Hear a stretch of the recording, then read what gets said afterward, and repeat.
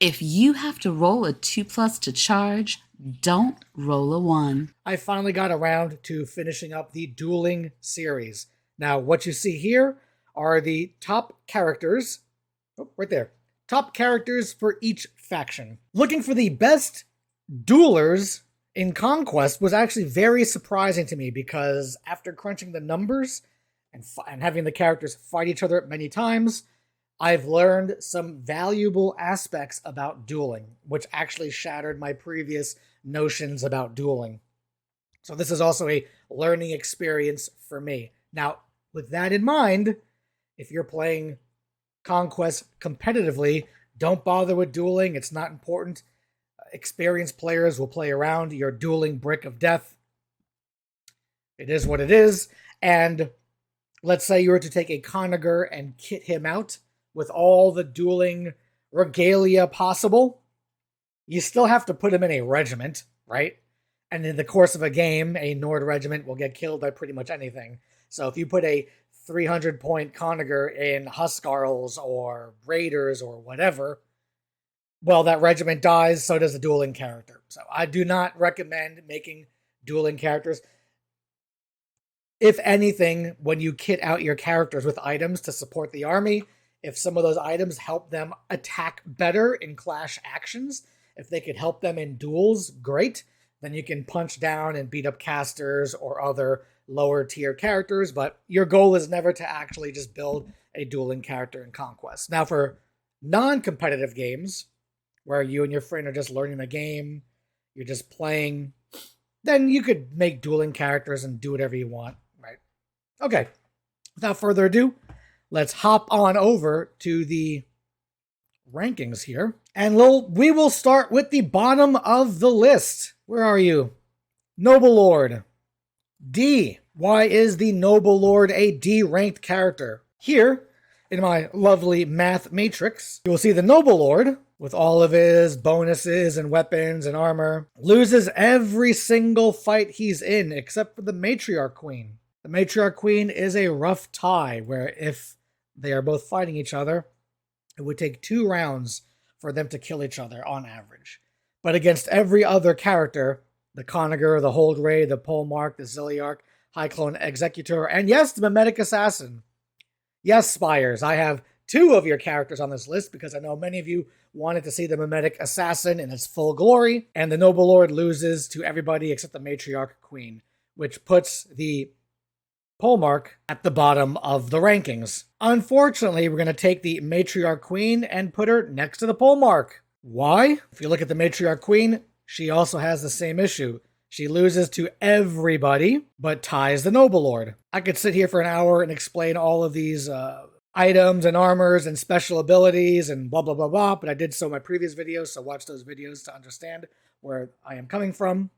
Ask me questions, either on Patreon or whatever, and I'll answer them as best as I can. The Matriarch and the Noble Lord have a major issue here, in that they are entirely defensive. Some of you may be asking, but Diego, you said in previous videos defensive are great. And in every one of those videos I told you that defensive was great in the tier list when characters were fighting other characters within the same faction. Now that characters are fighting other characters, guess what?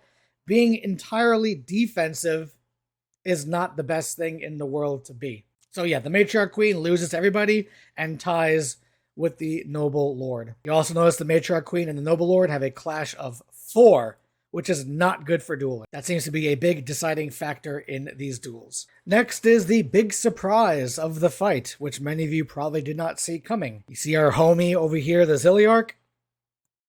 C tier. He comes in 3rd to last. So some of you may be thinking, the Zyliarc, POW, should be higher. Funny enough, the Zyliarc comes with only Clash 4 and low defense and low evasion. The only saving grace for the Zyliarc is its Quicksilver. And yes, the Zyliarc does have Fury, which means it does hit with the majority of his attacks, 5, 6, 6, depending on if the opponent has disorienting strikes or not. But if you take the Zyliarc against the Noble Lord, the Zyliarc beats him because Quicksilver kills first. The Zyliarc is actually the closest to killing the Conager, Spoil. spoilers. When the Zyliarc fights the Hold Ray has elemental tokens it can use during clash actions, so the Hold Ray beats the Zyliarc. And against the High Clone Executor and Mimetic Assassin, guess what? The Mimetic Assassin kills the Zyliarc, and then the Mimetic Assassin dies. So yes, the Mimetic Assassin will kill a kitted out, Quicksilvered Zyliarc because the Mimetic Assassin also has Quicksilver. And against the High Clone Executor, funny enough, this is one of those instances where a defensive build beats an offensive build. So the Zyliarc loses to the High Clone Executor's massive defensive build. So out of the 7 combatants the Zyliarc is fighting, he can beat 3 and loses to 4. Next, we're coming up to the Mimetic Assassin. The Mimetic Assassin is just better than the Zyliarc. Why? Because the Mimetic Assassin also beats 3, but only loses to 3 and then ties the Conager. So the Mimetic Assassin and the Zyliarc are very close. The issue with the Mimetic Assassin is that if the Mimetic Assassin comes across any defensive builds, as you can see, the Pole Mark and the High Clone Executor, the Mimetic Assassin can't really deal any damage. And even against the Hold Ray, and the Hold Ray's mighty defense and resolve, the Mimetic Assassin really can't do anything against the Hold Ray either. But why? Elemental tokens. So there you go. The Mimetic Assassin simply cannot beat defensive builds. So the Mimetic Assassin is just barely better than the Zyliarc. Next, we go with the Pole Mark. Remember, the Pole Mark is one of those rare builds that its best build, his best build is both an offensive and defensive build. Funny enough, look where he lands in the tier ranking.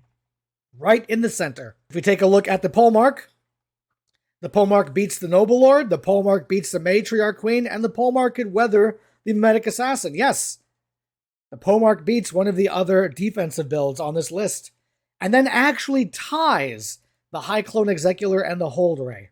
Even the Hold Ray with his elemental tokens will run out eventually, and the Pole Mark will take, what is this? The Pole Mark and the Hold Ray has the Hold Ray beating the Pole Mark in 5 rounds. But before those 5 rounds are up, the Hold Ray will run out of elemental tokens and the Pole Mark will eventually win.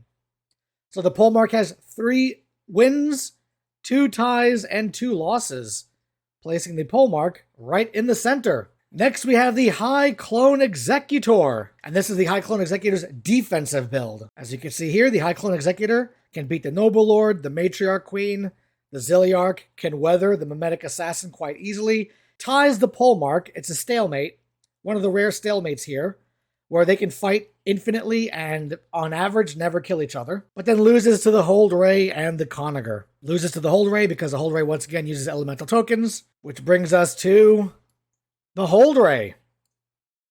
The Hold Ray is A tier and just above the High Clone Executor. And if you look at the Hold Ray, it just has 3 abilities. Cleave 3, Quicksilver, and Harden 2. And yes, he gets Harden 2 from the regiment he's in.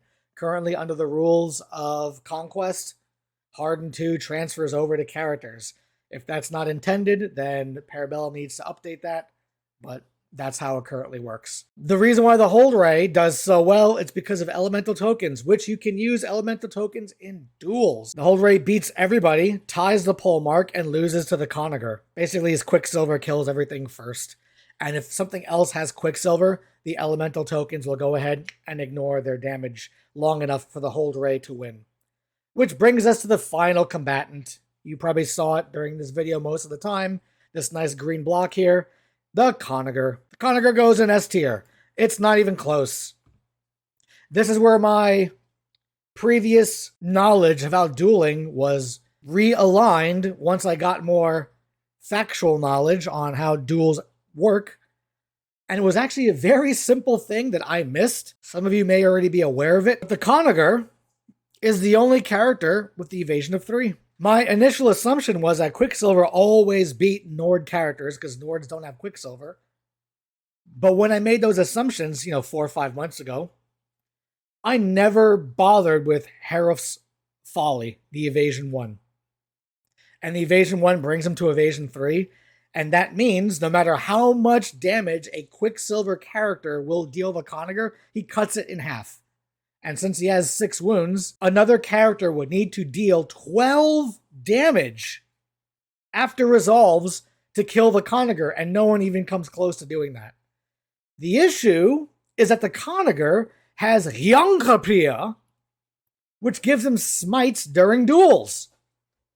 Which means even defensive characters. Remember, guys, I've touted defensive characters were some of the best duelers in the game. Guess what? When your defense is 0, you can't even use elemental tokens. You just can't use your defense. You're stuck on your evasion.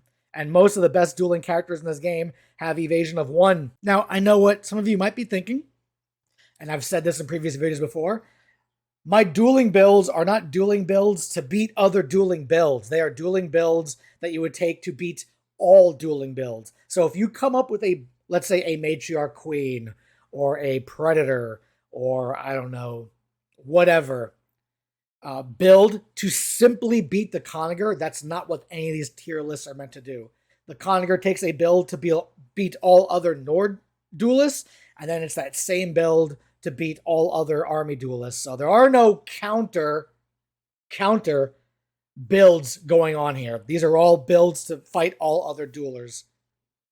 And the Conager, on average, against everybody, deals 14 hits. All of those hits ignore the defense and pretty much destroys everything.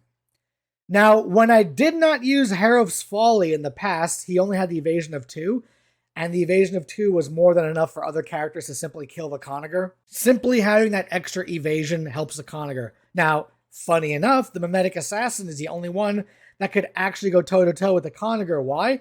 Because the Mimetic Assassin has enemy cannot use evasion as one of his mutant upgrades.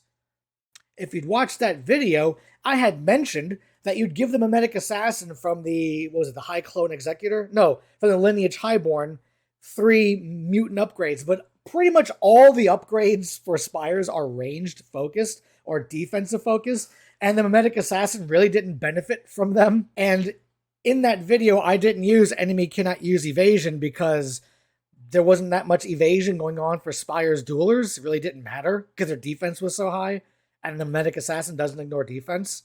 So for the dueling every character's video right now, I gave the Mimetic Assassin enemy cannot use evasion. Why not? It's the only offensive one he could use, and it actually works out when fighting the Conager.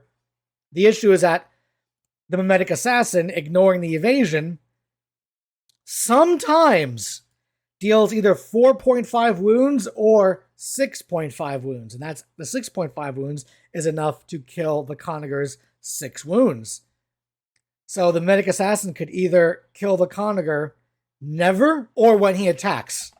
One or the other. And it's roughly 50-50. In the end, the king of all duelers, the king of kings, is the Nord Conager, and it's not even close.